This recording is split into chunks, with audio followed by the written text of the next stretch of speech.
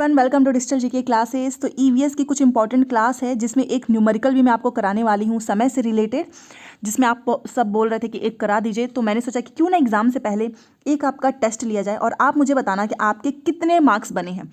इतना याद रखें, ये ऑनलाइन मॉडल पेपर पर आधारित है। आपको ऐसे क्वेश्चन 100% श्योर हूँ मैं कि देखने को जरूर मिलेगा।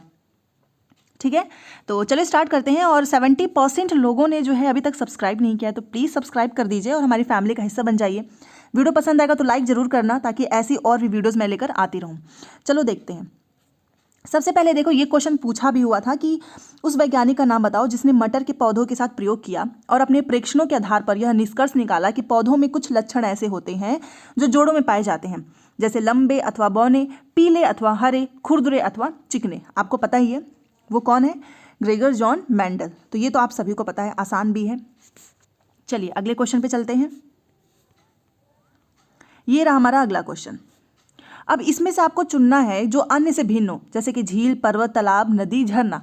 आप बताइए इसमें से अलग आपको कौन सा लग रहा है। तो ये तो बहुत आसान है, पर्वत जो है, क्योंकि आपको पता है देखो, झरना में भी पानी होता है, तालाब में भी, झील में भी। पर्वत में तो पहाड़ मतलब बर्फ जमा होता है, तो ये अलग है। ठीक है, तो ये अलग करने वाला क्वेश्चन बहुत कॉमन होता है। आपको देखना पड़ेगा कि इन सब में, तीनों में से समान किस में है। अगर तीन समान होंगे तो अपने आप आपका बाहर वाला जो एक बच जाता है वो आंसर हो जाता है। तो समझ गए होंगे, झील से भी पानी, तालाब, झरना में पानी, बट पर्वत आपको ही पता है, माउंटेन्स, पहाड़ बर्फ से जमे होते हैं। ठीक है, तो ऑप्शन नंबर 2 इसका राइट है। चलो ये क्वेश्चन देखो, निम्न में से कौन सी एक परिवहन की अन्य 4 विधाओं से भिन्न है। ट्रेन, बस, जहाज, तांगा, साइकिल, रिक्शा। अब इसमें भिन्न आपको बताना है कि कौन सा है। आपको भी पता है बस में आप लोग इतनी सवारी करते ही होंगे, तांगा, साइकिल, रिक्शा, इससे भी हम लोग करते हैं। बट ये जहाज तो समुद्री मतलब पानी में चलता है ना, तो ये तीनों अलग हो गए, क्योंकि ये सारी चीज़ें आप देखिए स्थल पे चलते हैं, रोड वगैरह पे, बट जहाज तो पानी में रहता है, तो इसलिए ये अपने आप अलग है। तो ये अलग करने वाले भी थोड़ा सा कॉमन सेंस यूज करोगे तो आपको अपने आप पता चल जाएगा। तो इसका राइट आंसर है ऑप्शन नंबर 1। चलो अगले क्वेश्चन पे ये रहा। इसमें देखिए लिखा है कि कर्नाटक में किसानों द्वारा खेत की मिट्टी को खोदकर नर्म करने के लिए उपयोग किए जाने वाले औजार को क्या कहते हैं। देखो कर्नाटक में क्या औजार यूज किया जाता है, जो खेत की मिट्टी होती है उसको खोद करके नरम करते हैं। तो हर जगह का औजार अलग होता है, खुरपी कहीं पे यूज करते हैं, बट कर्नाटक में खूंटी का यूज करते हैं। ठीक है, तो ध्यान रखना, कर्नाटक में खूंटी से मिट्टी को खोद कर नरम करने के लिए इसका उपयोग किया जाता है। अब ये देखिए, ये तो बहुत आसान है और ये आप सब पता कर ही लोगे आराम से, फिर भी मैं आपको इसका बताना चाहूँगी। देखिए उल्लू और यहाँ पे विशेषताएं हैं। आपको उल्लू के बारे में पता होगा ना, कि जिसकी आंखें इंसानों की तरह सामने होती हैं, और ये पूछा भी हुआ था कि वो कौन सा पक्षी है जिसकी आंखें जो है इंसानों की तरह सामने होती है। आपको पता चल गया। अब रेशम कीट बचा, बाज पता, स्लॉथ है, हाँ स्लॉथ है। स्लॉथ के बारे में भी आपको पता है कि दिन के लगभग ये 17 घंटे वृक्ष की शाखा से उल्टे लटक कर सोते हैं। अब बाज का आपको भी पता है कि इनकी जो हमसे 4 गुनी दूरी से ये देख सकते हैं, बाज। ठीक है ना, तो हमसे 4 गुनी दूरी से देख सकने वाला पक्षी है। और रेशम कीट जो बच गया वो रेशम कीट का है। और रेशम कीट के बारे में ध्यान रखना, अपनी मादा को उसकी गंध से कई किलोमीटर की दूरी से ही पहचान लेते हैं। ये सारे पंक्षी एक क्वेश्चन में कवर हो गया है, कोई भी आएगा आप सही करना। उल्लू जो है इंसानों की तरह, इसकी जो आंखें होती हैं, पक्षी जिसकी आंखें सामने होती हैं, हमारी तरह सामने की ओर होती है। रेशम कीट अपनी मादा को उसकी गंध से कई किलोमीटर दूर तक पहचान लेता है। बाज हमसे 4 गुना दूरी से देख सकने वाला पक्षी है। स्लॉथ जो है दिन के लगभग 17 घंटे वृक्ष की शाखा से उल्टे लटक कर सोता है। ठीक है, तो ये हो गया इसका राइट आंसर। चलिए अगले क्वेश्चन पे चलते हैं। ये देखिए,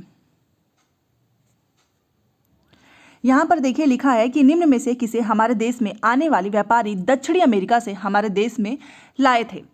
अब आप बताओ दक्षिणी अमेरिका से हमारे देश में क्या आया था। तो दक्षिणी अमेरिका से हमारे देश में आया था टमाटर। ठीक है, आप मुझे मिर्च का बताना, मिर्च कहाँ से आया है। ठीक है, कमेंट बॉक्स में लिखना, दक्षिण अमेरिका से हमारे देश में आया था टमाटर। चलिए हो गया।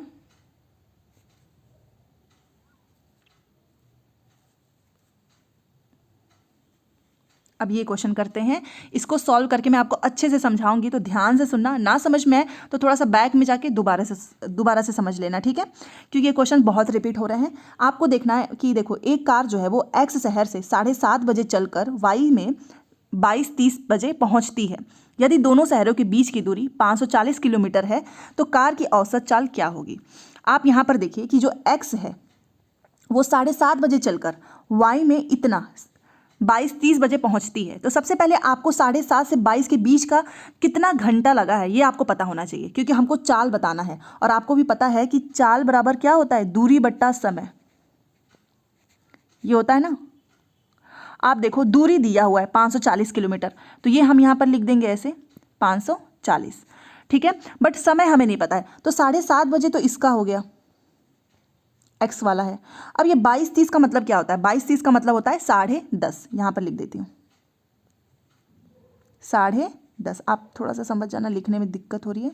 देखो ये 10:30, ठीक है, 22:30 का मतलब।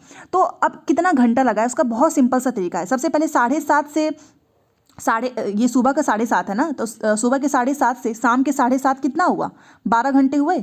और शाम के 7:30 से 10:30 के बीच कितना हुआ, मैं आपको सिंपल तरीका समझा रही हूँ, तो कितना हुआ, तो वो हो गया 3 घंटा। तो 12 और 3 कितने हो गए, 15। ये कैसे किया वो मैं आपको एक बार और समझा देती हूँ। 7:30 बजे सुबह के हैं और 22:30 आपको ही पता है ये रात का है, मतलब 10:30।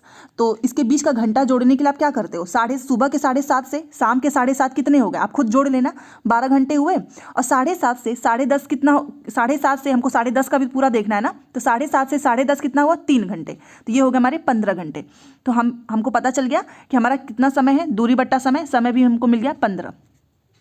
अब इसको आपको सिंपल क्या करना है, डिवाइड करना है, ठीक है। और जैसे आप इसको डिवाइड करोगे तो आपको मिल जाता है 36 किलोमीटर प्रति घंटा, ठीक है ना। 36 किलोमीटर प्रति घंटा आपको मिल गया है, बट हमको इसको चेंज करना है मीटर प्रति सेकंड में। अभी हमारे बहुत से लोग क्या करेंगे ना, इसी को 36 को लगा के आगे बढ़ जाएंगे, गलत हो जाएगा, क्योंकि यहाँ पर 540 किलोमीटर है और आपके आंसर मीटर प्रति सेकंड में आया है, तो आपको मीटर प्रति सेकंड में इसको चेंज करना होगा।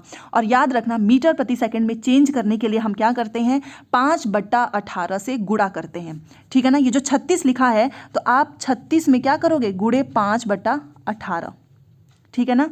तो ये इतना आपको आंसर मिल गया 36 किलोमीटर प्रति घंटा। तो हम इसको मीटर प्रति सेकंड में चेंज करते हैं, 36 गुणे 5/18। ये देखें 18 दूना 36, 5 दूना 10, 10 मीटर प्रति सेकंड आ गया। ये हो गया हमारा आंसर। तो जब भी किलोमीटर है यहाँ पे दिया हो और आंसर मीटर प्रति सेकंड में पूछेगा तो 5/18 में आपको 5/18 से आपको गुणा करना होगा। कितना आसान है, 10 मीटर प्रति सेकंड। तो इसका आंसर मैंने आपको बता दिया है। ना समझ में आया तो एक बार बैक में दोबारा से करके देख लेना। चलो अब ये देखिए, मधुमक्खी से रिलेटेड है, और मधुमक्खी से रिलेटेड तो आपने बहुत सॉल्व किए होंगे, क्वेश्चन भी अब पूछ रहा है इनसे रिलेटेड। देखते हैं, देखो मधुमक्खी के बारे में नीचे दिए गए कथनों पर विचार करना है। प्रत्येक छत्ते में एक रानी मक्खी होती है जो अंडे देती है, ठीक है। एक छत्ते में केवल कुछ नर मक्खियाँ होती हैं, तो ये बात भी सही है, केवल कुछ नर मक्खियाँ ही तो होती हैं। नर मक्खियाँ छत्ते के लिए बहुत बिल्कुल भी नहीं, ये इंपॉर्टेंट नहीं होती हैं। हमारा ए बी तो सही है, क्योंकि रानी मक्खी अंडे देती है और कुछ नर मक्खियाँ होते हैं, बट हमारा सी गलत हो गया। छत्ते में अधिकांश मक्खियाँ काम करने वाली मक्खियाँ होती हैं। नर मक्खियाँ शहद के लिए फूलों का रस एकत्र करती हैं, बिल्कुल गलत है। जो मक्खियाँ होती हैं ना वो शहद इकट्ठा करती हैं, नर मक्खियाँ का कोई रोल नहीं होता, ये कुछ नहीं करते हैं। तो अधिकांश मक्खियाँ कौन काम करती हैं, काम करने वाली ही मक्खियाँ होती हैं। तो हमारा ए बी डी सही हो जाता है, ठीक है। चलिए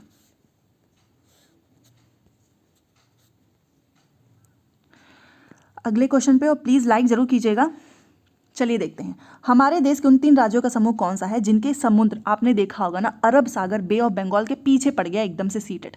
और मैंने हमेशा बताया है कि मैप देखते रहना, इधर हमारा ए बी, इसे याद रखो, ए का मतलब अरब सागर होता है, बी का मतलब बे ऑफ बंगाल। यहाँ पर हमारा नॉर्थ है, साउथ है, ईस्ट है, वेस्ट है, ठीक है।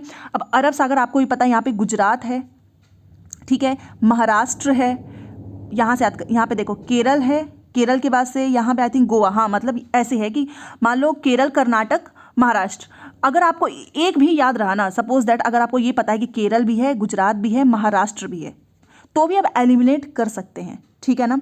तो याद रखना, मैप देखते रहोगे तो बहुत आराम से कर लोगे, क्योंकि जो समुद्र अरब सागर वाले में गुजरात भी है, महाराष्ट्र भी है, केरल भी है, कर्नाटक भी है और गोवा भी है।